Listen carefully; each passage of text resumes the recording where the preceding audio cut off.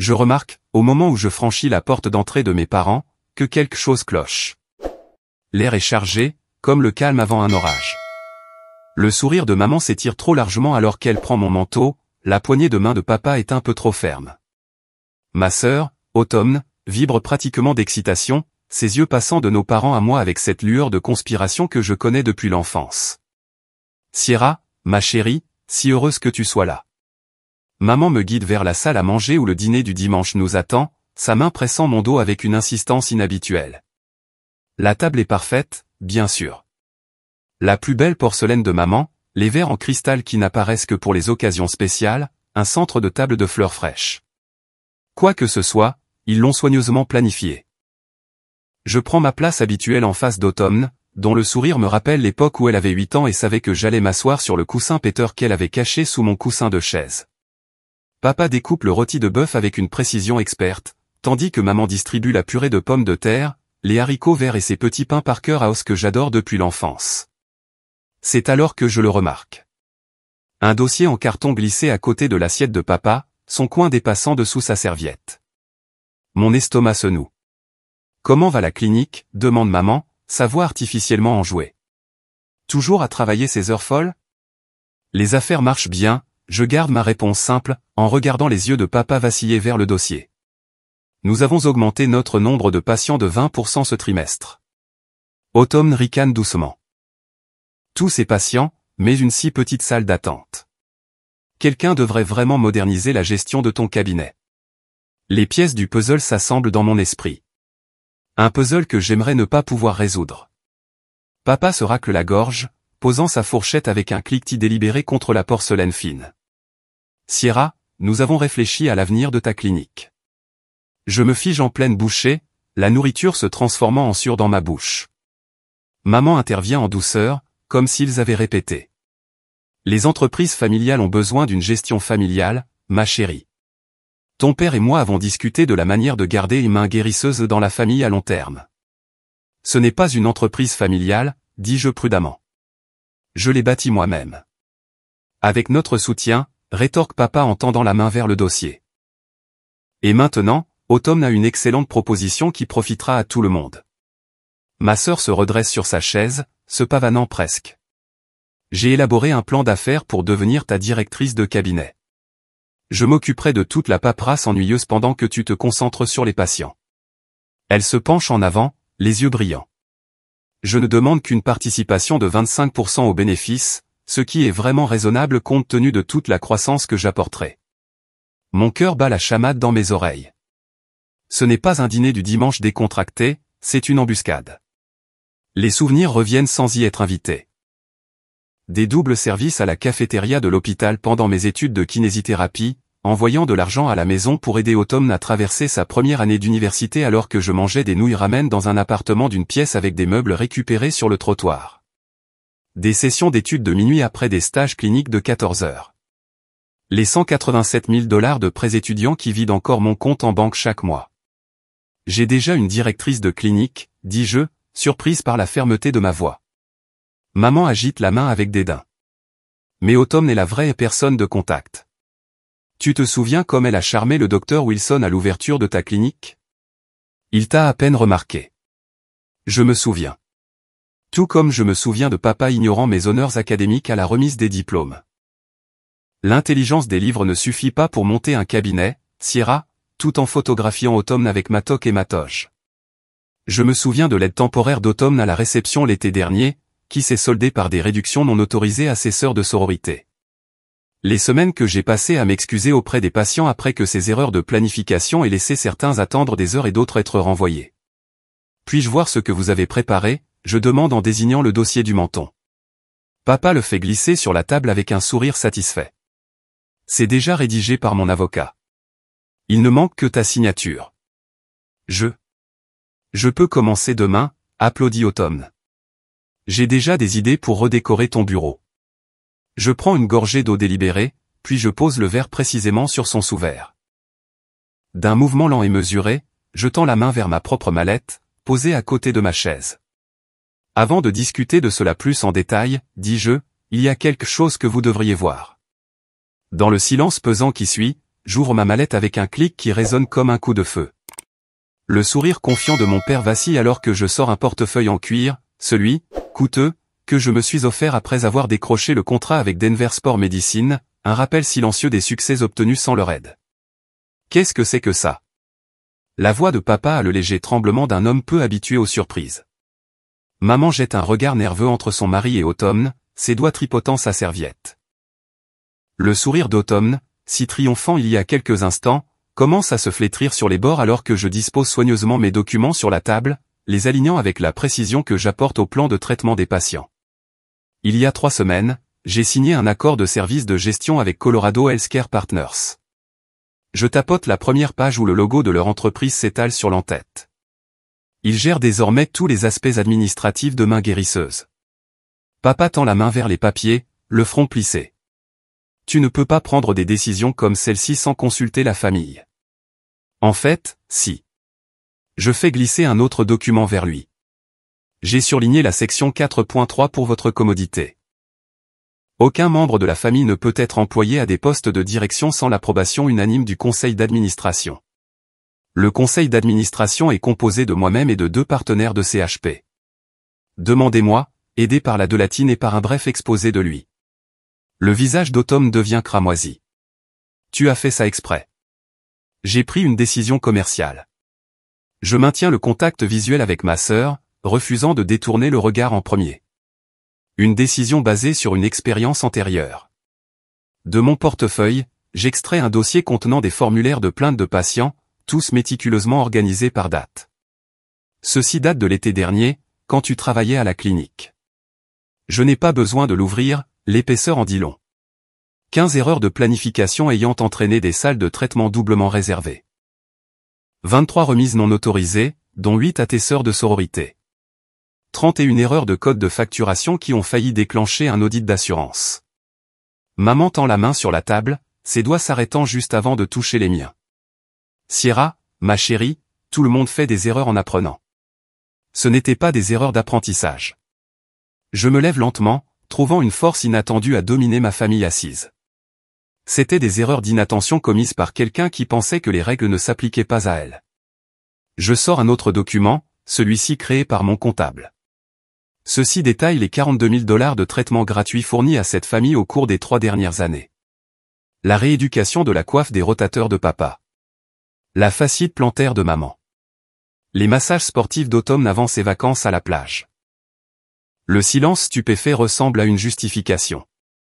Leurs expressions passent d'une certitude arrogante à un choc inconfortable. Pendant que je couvrais vos besoins en matière de santé, je mangeais des nouilles ramen pour rembourser mes prêts étudiants. J'ai fait des doubles services à la cafétéria de l'hôpital pour aider à financer la première année d'Automne quand vous avez dit que vous ne pouviez pas vous permettre nos 2 études simultanément. Je fixe mon père. J'ai dormi sur des tables de traitement quand je ne pouvais pas me permettre à la fois le loyer et l'assurance responsabilité civile professionnelle. Mon téléphone vibre avec un texto. Je baisse les yeux pour voir le message de ma directrice de clinique. Tu leur as dit?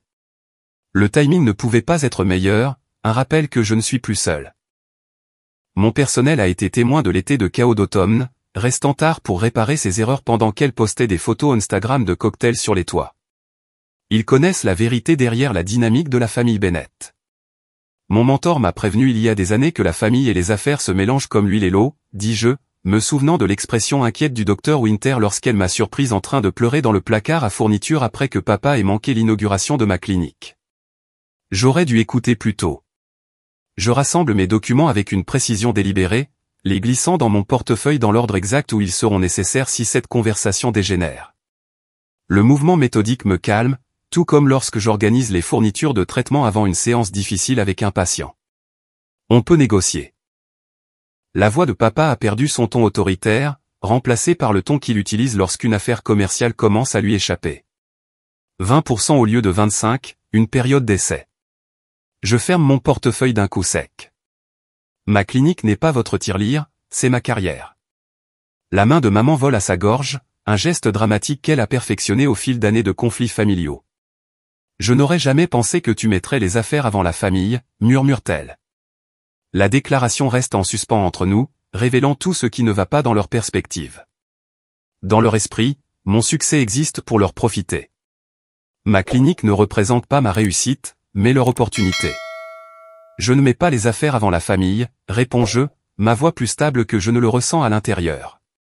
Je mets des limites avant l'exploitation. Autumn repousse sa chaise de la table, sa chaise raclant contre le parquet. Tu as toujours été si dramatique, Sierra, agissant comme si tu avais tout fait toute seule alors que nous t'avons toujours soutenu. M'avait soutenu, je lève un sourcil. Quand exactement?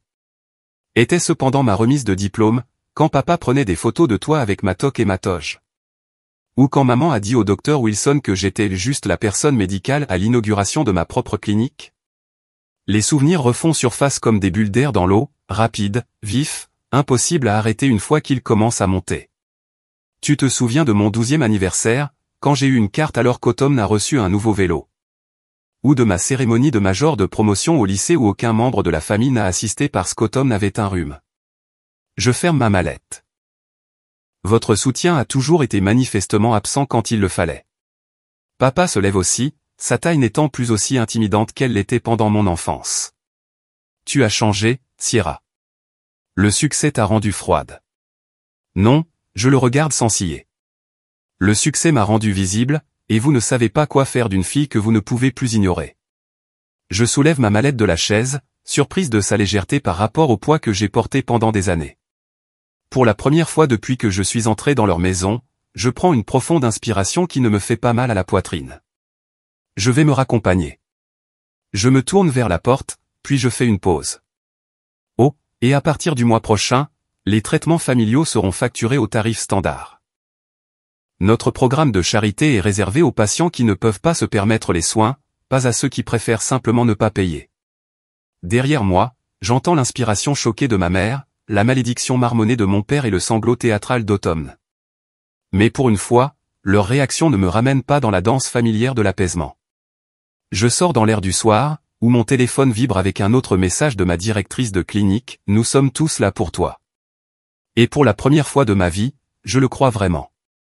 Cette nuit-là, dans mon appartement, les souvenirs sont revenus en flashback. Mon 12e anniversaire tombe un mardi d'avril, sans particularité, sauf pour le contrôle de maths que j'ai réussi et la seule carte posée contre mon bol de céréales ce matin-là. 2 semaines plus tard, Autumn a 10 ans et reçoit un vélo turquoise brillant avec des serpentins sur le guidon et un panier en osier pour collecter les trésors du quartier.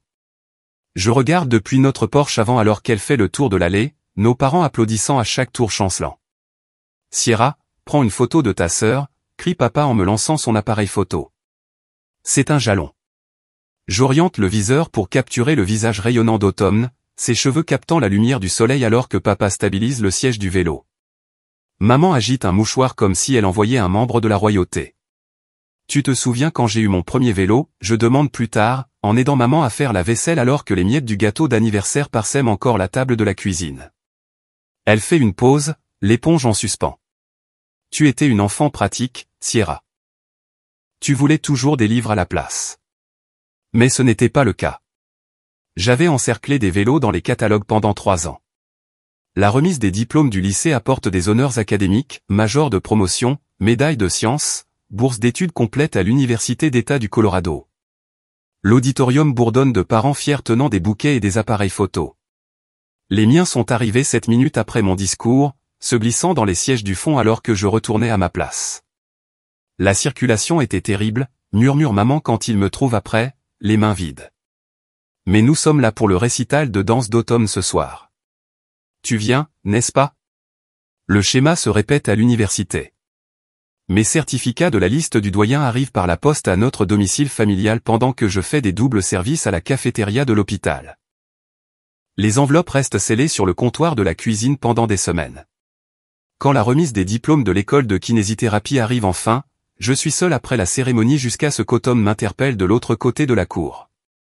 Te voilà. Elle attrape ma toque. Papa veut des photos de moi avec ça. Ça ne te dérange pas, n'est-ce pas? Pendant 20 minutes, je regarde mes parents photographier ma sœur portant ma toque durement gagnée, le dos tourné à mes cordons d'honneur et à l'étui de diplôme que je tiens dans mes mains. L'intelligence des livres ne suffit pas pour monter un cabinet, Sierra, dit papa plus tard, en me rendant ma toque sans croiser mon regard. 4 ans après l'obtention de mon diplôme, Je suis penché sur mon ordinateur portable à minuit, la clinique est sombre à l'exception de la lumière de mon bureau. Les relevés de prêt brillent à l'écran, 187 000 $ restants, les mensualités plus importantes que mon loyer. Pendant ce temps, je viens de transférer 1 200 $ à Autumn pour sa crise de logement temporaire après son 4e changement d'emploi en 2 ans. Mon propre appartement reste meublé avec des trouvailles de bord de route, une table basse aux pieds inégaux, un canapé qui sent légèrement les anciens propriétaires, peu importe combien je le nettoie. Le bruit de mon estomac qui gargouille résonne dans la clinique vide. La voix du directeur de la banque résonne encore dans mes oreilles depuis le rendez-vous de ce matin. Sans co-signataire ni garantie supplémentaire, Madame Bennett, nous ne pouvons tout simplement pas approuver ce prêt d'expansion d'entreprise. J'avais hoché la tête poliment, glissant la lettre de refus à côté des autres dans mon sac, sans mentionner que mes parents avaient refusé de co-signer mais avaient acheté à Autumn une nouvelle voiture le mois précédent parce qu'elle a besoin d'un moyen de transport fiable pour les entretiens. La table de traitement devient mon lit cette nuit-là. Je me blottis sur le vinyle recouvert de papier, m'enveloppant dans une couverture de patient après 16 heures de rendez-vous consécutifs suivis de la paperasse d'assurance.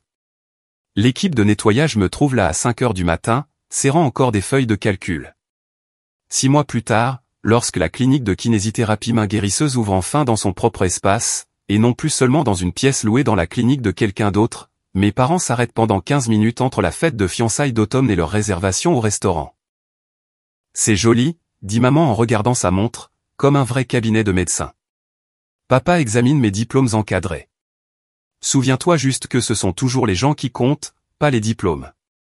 Ils partent avant le début de la petite réception, manquant le toast au champagne de mon personnel de 3 personnes et la photo de coupe du ruban pour le journal économique local. L'été où Autumn décide de donner un coup de main à la réception devient un cauchemar professionnel. Ses sœurs de sororité reçoivent des réductions non autorisées tandis que les patients réguliers voient leurs rendez-vous reportés ou annulés. Les formulaires d'assurance s'accumulent sans être traités jusqu'à tard dans la nuit, lorsque je les découvre fourrés dans des tiroirs de bureau. C'était si ennuyeux, explique Autumn lorsqu'on la confronte. De plus, ce ne sont que des personnes âgées avec Medicare. Elles n'ont nulle part d'important où aller. Après son départ, je passe des semaines à appeler personnellement chaque patient affecté, reconstruisant la confiance une excuse à la fois. Le tournant se produit de manière inattendue lors d'une réunion avec le représentant régional des fournisseurs de Blue Shield. La femme au visage sévère de l'autre côté de mon bureau a rejeté nos 3 dernières demandes de remboursement. Madame Bennett, votre documentation ne répond tout simplement pas à nos normes pour. Je fais glisser un dossier sur le bureau, interrompant son rejet habituel. Ce sont des protocoles révisés que j'ai développés spécifiquement en réponse à vos directives. J'ai fait correspondre chaque code de traitement avec votre dernier manuel. Ses sourcils se haussent alors qu'elle feuillette les pages méticuleusement annotées. Vous avez fait ça vous-même? Chaque nuit pendant 3 semaines. Son évaluation est directe. La plupart des prestataires se contentent de discuter ou d'abandonner. 3 jours plus tard, la compagnie d'assurance approuve l'intégralité de nos demandes en attente. En quelques mois, les références de médecins augmentent à mesure que la réputation de notre documentation et de nos résultats exceptionnels se répand. Le premier mois rentable arrive après 2 années exténuantes. Les compétences que j'ai développées au fil d'années d'autonomie, persévérance, précision, pensée stratégique servent maintenant de fondation à mon entreprise en pleine croissance. Ellie Morgan, ma directrice de clinique, prouve cette théorie lorsqu'elle décline un poste à l'hôpital offrant un salaire nettement plus élevé pour rester chez Main Guérisseuse. Ils ne valorisent pas les gens comme vous le faites, me dit-elle en déchirant la lettre d'offre. J'ai travaillé dans le domaine de la santé pendant 30 ans, Sierra. Ce que vous construisez ici est spécial. Lorsque les catastrophes de planification d'Automne créent le chaos, mon personnel reste tard sans se plaindre, commandant des pizzas et s'attaquant ensemble au retard. On s'en occupe, m'assure Carlos, mon kinésithérapeute principal, alors que minuit approche. Vous êtes sœurs, c'est intéressant, mais nous sommes une équipe. Chaque vendredi matin, notre réunion d'équipe commence par le partage des défis et des victoires de la semaine par chaque personne. Chaque voix compte, y compris celle du personnel de nettoyage, un contraste frappant avec les réunions de famille où ma contribution était régulièrement rejetée ou interrompue. L'appel du directeur médical du centre de réadaptation de Denver arrive un mardi après-midi ordinaire. Nous suivons vos données de résultats, dit-elle sans préambule. Notre service d'orthopédie souhaite discuter d'un partenariat de traitement spécialisé. Ce soir-là, nous nous réunissons à la clinique après les heures de travail, non pas pour une reprogrammation d'urgence, mais pour une célébration. 9 personnes maintenant au lieu des 3 d'origine, trinquant avec des gobelets en plastique et un gâteau d'épicerie. Ah Sierra, s'exclame Ellie, qui a vu des possibilités là où tout le monde ne voyait que des limitations. Dans le calme après le départ de tout le monde, je soulève délicatement ma première licence commerciale de son cadre, traçant le sceau en relief avec le bout de mes doigts. Demain, je la raccrocherai dans la zone de réception agrandie. Un rappel que le fait d'être négligé permet parfois de construire des fondations que personne ne s'attend à voir tenir. 6 semaines après la confrontation, au travail, mon bureau d'angle offre une vue panoramique sur la ligne d'horizon de Denver, bien que j'ai positionné mon bureau pour faire face à l'étage de traitement. À travers la paroi de verre, je regarde Meredith guider Madame Hoffman dans ses exercices post-AVC. La patience de Meredith reflète ce que je m'efforce d'atteindre avec chaque patient, quelque chose que ma famille n'a jamais compris à propos de la guérison. Le contraste entre mon modeste bureau et nos zones de traitement ultramodernes n'est pas accidentel. Alors que les patients méritent un équipement de pointe, j'ai appris à fonctionner parfaitement bien avec un bureau d'occasion et une chaise simple. Chaque dollar économisé est réinvesti là où il compte. Je redresse l'enseigne originale de la clinique de kinésithérapie main guérisseuse accrochée à mon mur, récupérée lors de notre expansion le mois dernier, de 3 salles de traitement à 15. De moi seul à une équipe de 15 kinésithérapeutes qui partagent ma vision de soins axés sur le patient. Mon téléphone vibre pour la 3e fois aujourd'hui. Encore maman. Je le mets en sourdine sans regarder le message. Ce sera comme celui d'hier et d'avant-hier, juste pour prendre des nouvelles, ma chérie, avec une question à peine voilée sur le fonctionnement de la clinique ou une mention subtile de la dernière crise de chômage d'automne. Les appels ont augmenté après que j'ai refusé leurs invitations à dîner pendant 6 semaines consécutives. Maman alterne entre la culpabilité où on ne te voit plus jamais et un faux intérêt commercial. As-tu envisagé d'offrir des réductions aux communautés de personnes âgées? Papa a tenté de contacter directement mon comptable la semaine dernière, heureusement averti par mon appel préalable expliquant la situation. Leur manœuvre la plus désespérée est survenue hier, quand Autumn est apparu sans prévenir pendant notre après-midi le plus chargé, agitant un dossier des idées marketing incroyables qui nécessitait miraculeusement son emploi à plein temps pour être mis en œuvre. Marc, mon responsable de la réception, a suivi le protocole à la lettre, lui a offert une place dans la salle d'attente et m'a appelé immédiatement. Je n'ai pas interrompu ma séance avec le patient. Le soleil de l'après-midi réchauffe mon visage alors que j'ouvre mon ordinateur portable, lisant le courriel que j'ai rédigé, supprimé et réécrit 14 fois. Il est mesuré, précis et absolument nécessaire. À ma famille, comme je vous l'ai déjà dit, après mûre réflexion, j'établis des limites professionnelles concernant la clinique de kinésithérapie main guérisseuse. La clinique reste fermée à l'emploi familial ou à la participation à la gestion. Tous les services de traitement seront facturés au tarif standard. Les discussions commerciales sont limitées à mon équipe de direction.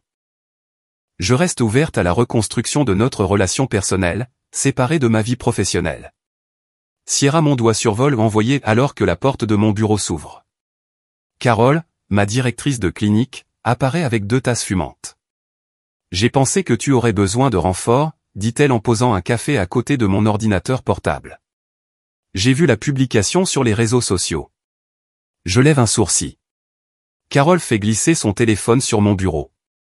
Il y a le profil Facebook de ma mère, avec une photo de l'inauguration de ma clinique il y a 3 ans.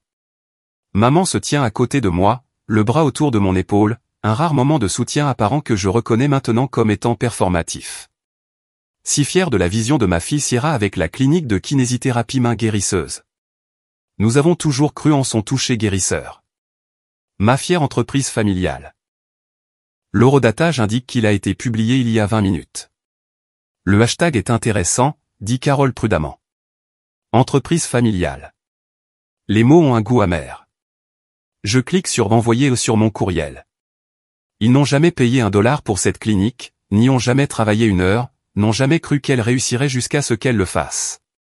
La communauté remarque la déconnexion, dit Carole. Le docteur Reynolds l'a mentionné la semaine dernière lorsqu'il a référé ce cas d'épaule complexe. Je lève les yeux, surprise. Il a dit qu'il envoie toujours des patients ici parce que vous avez bâti quelque chose d'authentique, pas quelque chose qui vous a été transmis ou offert. Carole tapote le cadre de ma licence commerciale originale. Il a dit qu'il apprécie la façon dont vous reconnaissez votre équipe au lieu de vous vanter de vos origines. La réunion du personnel de vendredi dernier me revient en mémoire, où j'ai attribué notre croissance au dévouement de l'équipe plutôt qu'à ma propre vision. J'avais remarqué l'ami d'automne, Kimberly, dans la salle d'attente pendant la réunion, le téléphone orienté de manière suspecte vers notre rassemblement. Ce qui me rappelle, dis-je en ouvrant un autre courriel. Le fonds de bourse est approuvé. À partir du semestre prochain, nous soutiendrons 2 étudiants en kinésithérapie ayant des besoins financiers avérés. Carole sourit. Votre mère a qualifié cela de charité inutile lorsqu'elle nous a entendus en discuter. C'est exactement pourquoi c'est important. Je me lève, étirant mes muscles fatigués. Des nouvelles du comptable concernant leur dernière demande? Votre père a essayé le charme, puis l'intimidation. Il est finalement parti quand Denise a mentionné des accusations potentielles de harcèlement. L'expression de Carole s'adoucit. Il y a autre chose. Elle sort une note manuscrite de sa poche. Votre mère est passée pendant le déjeuner. Quand je lui ai expliqué que vous étiez à la clinique de l'hôpital pour enfants, elle a laissé ceci. L'enveloppe porte mon nom et l'écriture parfaite de maman. À l'intérieur, du papier taché de larmes contient des supplications désespérées sur des malentendus familiaux et le fait que ma fille me manque. La dernière ligne demande une réunion de famille pour guérir de vieilles blessures chez eux. Naturellement, à leurs conditions. Mon téléphone sonne avec un texto d'automne, tu me manques, grande sœur. On peut parler? Juste nous? Carole me regarde traiter ses dernières manœuvres. La lettre de votre père est également arrivée dans le courrier d'hier. Très formelle. Suggérant une médiation familiale en présence de son avocat. Je ris sans humour. La situation s'est inversée. Leurs amis posent des questions. Les membres de la communauté remarquent des divergences entre leurs affirmations et la réalité. Par la fenêtre, je regarde 2 kinésithérapeutes que j'ai embauchés, issus de milieux défavorisés, guider des patients avec la compétence et la compassion que j'avais encouragée dans la culture de notre clinique. Le soleil de l'après-midi illumine notre étage de traitement agrandi, bâti sur ma vision, mon travail, ma persévérance, malgré des années de mépris familial. Que leur direz-vous? Demande Carole. Je place la note dans le tiroir de mon bureau, rejoignant d'autres communications familiales manipulatrices que j'ai méticuleusement documentées. Quand ils seront prêts pour une relation qui n'implique pas l'exploitation de mon succès, dis-je, j'écouterai. D'ici là, ma priorité est de protéger ce que j'ai construit. Dans la salle d'attente au-delà de mon bureau, je remarque un visage familier, une des sœurs de sororité d'automne qui a reçu des réductions non autorisées l'année dernière. Aujourd'hui, elle attend patiemment, sa carte d'assurance à la main, le respect dans son expression là où l'arrogance régnait autrefois. La façade s'effrite. Enfin. 2 semaines plus tard, l'air matinal porte l'odeur du café frais et des possibilités alors que j'arrive au Cornerstone Café 20 minutes en avance. Mon champ de bataille choisi, un terrain neutre, avec juste assez de bruit ambiant pour l'intimité sans isolement. Je choisis une table d'angle avec une vue dégagée sur les 2 entrées et je m'installe sur la chaise faisant face à la porte. Vieilles habitudes d'années à guetter leur approbation.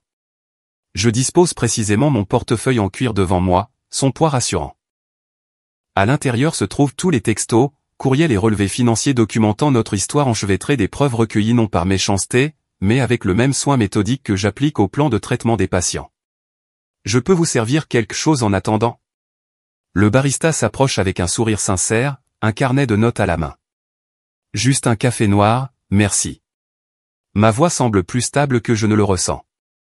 La tasse en céramique arrive quelques instants plus tard, la vapeur s'élevant comme la tension dans ma poitrine.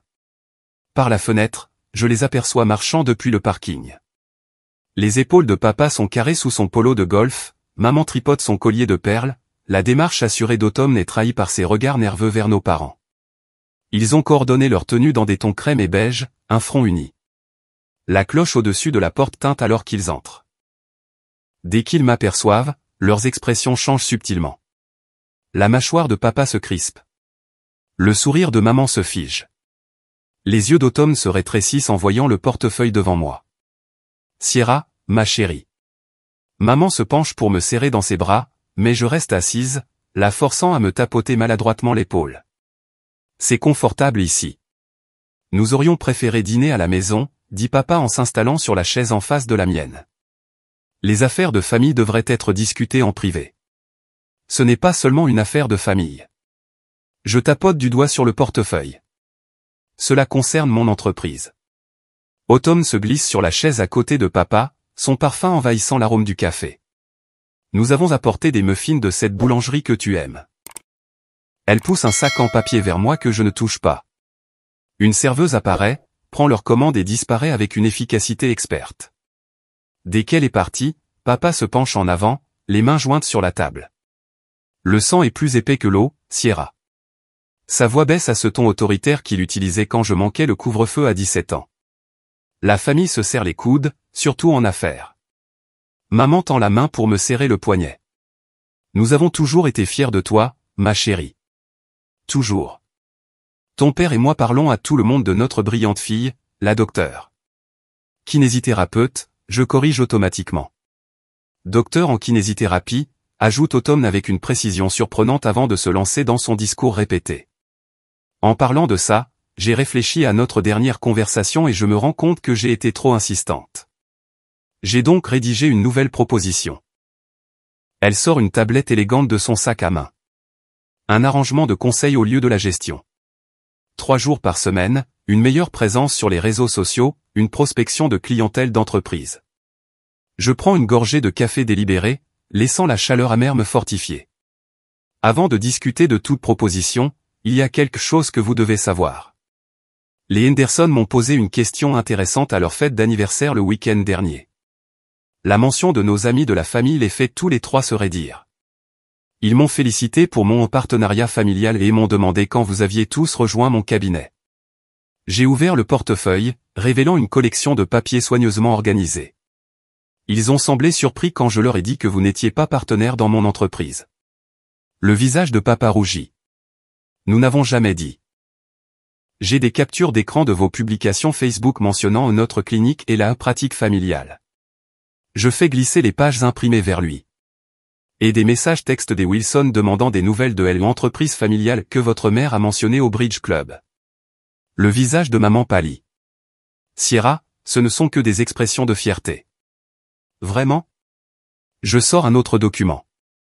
Voici le courriel du docteur Reynolds demandant pourquoi papa l'a contacté au sujet des opportunités de partenariat pour la clinique.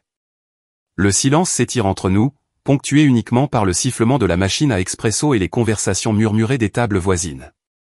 Tu nous as surveillés. La voix d'Autumn porte une note de trahison, comme si c'était moi qui avais violé la confiance. J'ai été attentive, je la regarde fixement. La même attention que j'ai accordée à la construction de mon cabinet pendant que vous disiez à vos sœurs de sororité qu'elles pouvaient obtenir des traitements gratuits. Papa tente de reprendre le contrôle de la conversation. Nous nous égarons.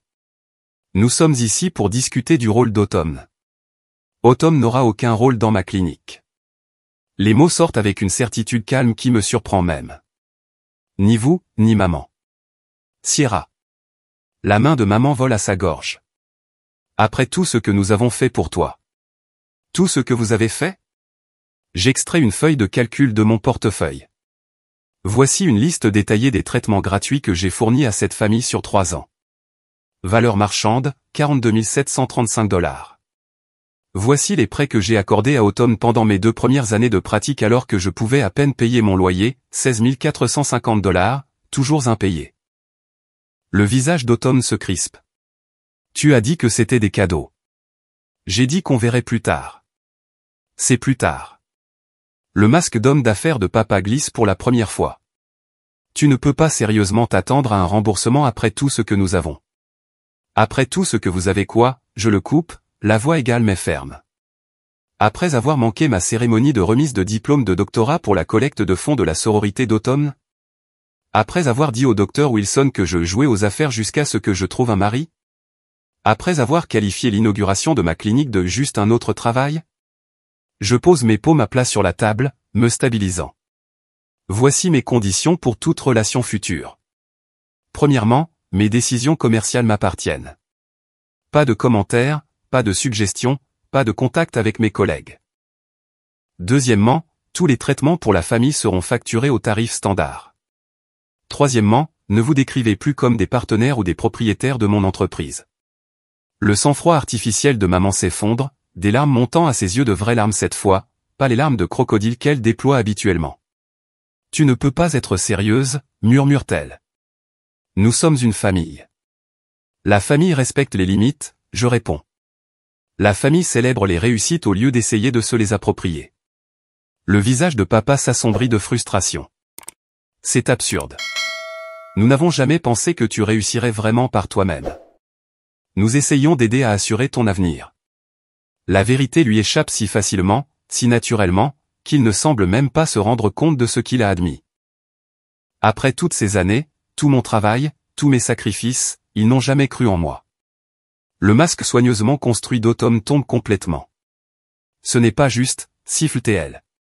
Tu as tout, le respect, le titre prestigieux, l'entreprise. Et moi? Je suis coincé dans un bureau pendant que tu joues les héroïnes dans ta précieuse clinique. Voilà, l'envie brute sous la manipulation, le ressentiment sous le charme. Je ferme mon portefeuille d'un coup sec et je me lève. J'ai construit tout ce que j'ai tout en soutenant cette famille émotionnellement et financièrement. Je ne joue à rien, et j'en ai assez d'être invisible. Je laisse la monnaie exacte pour mon café sur la table et je m'en vais. Derrière moi, j'entends les sanglots étouffés de maman, le murmure dur de papa à automne, le raclement des chaises, mais je ne me retourne pas. Pour la première fois de ma vie, j'avance sans vérifier s'ils approuvent.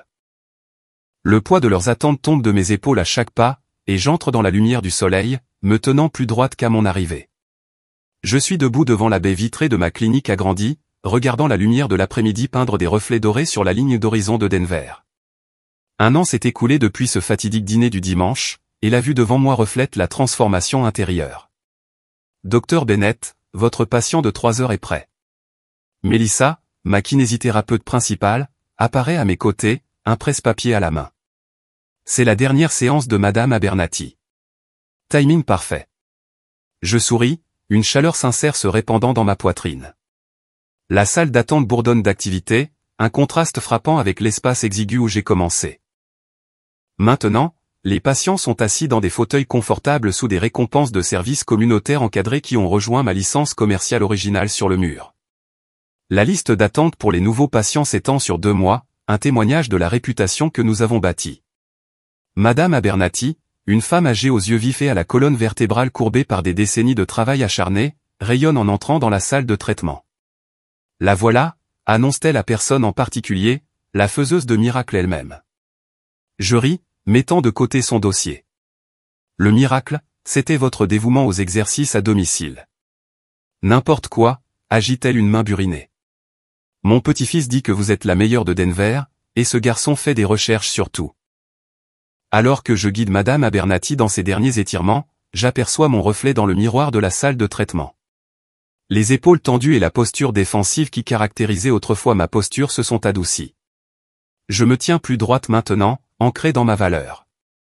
Plus tard, j'accueille 3 nouveaux diplômés dans mon programme de mentorat. Ils se rassemblent autour de la table de conférence, les yeux brillants de la même détermination qui alimentait autrefois mes sessions d'études de minuit.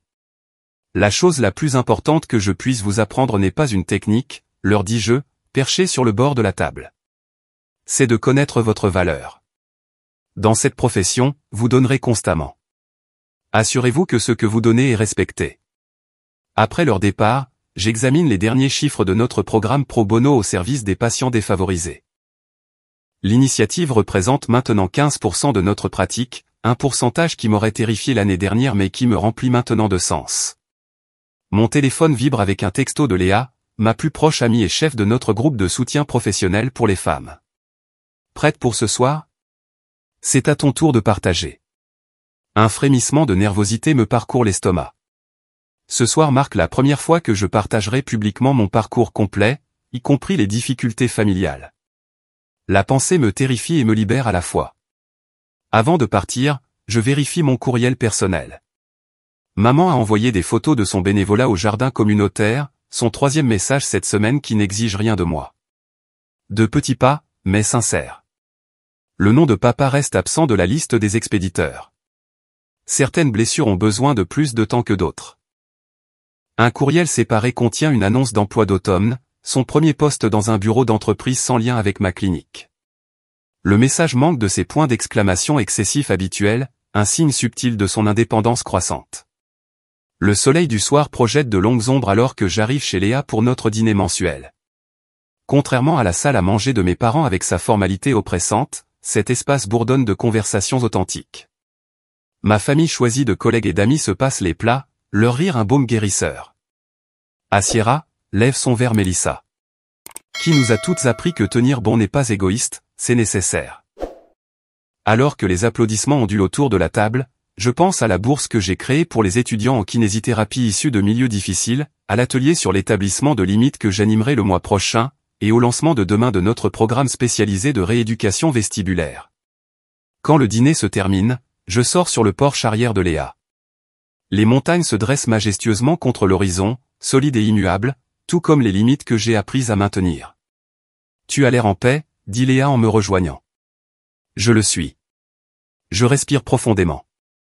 Je comprends enfin que je peux guérir mes patients sans me sacrifier. Demain, je traiterai un homme âgé avec le même soin que j'ai autrefois prodigué aux membres de ma famille qui prenaient sans gratitude. La différence, c'est qu'il me regardera dans les yeux et me dira merci, et je saurai que j'ai été vu. Je suis Sierra Bennett, murmure-je aux montagnes, et je guéris les gens qui apprécient la guérison.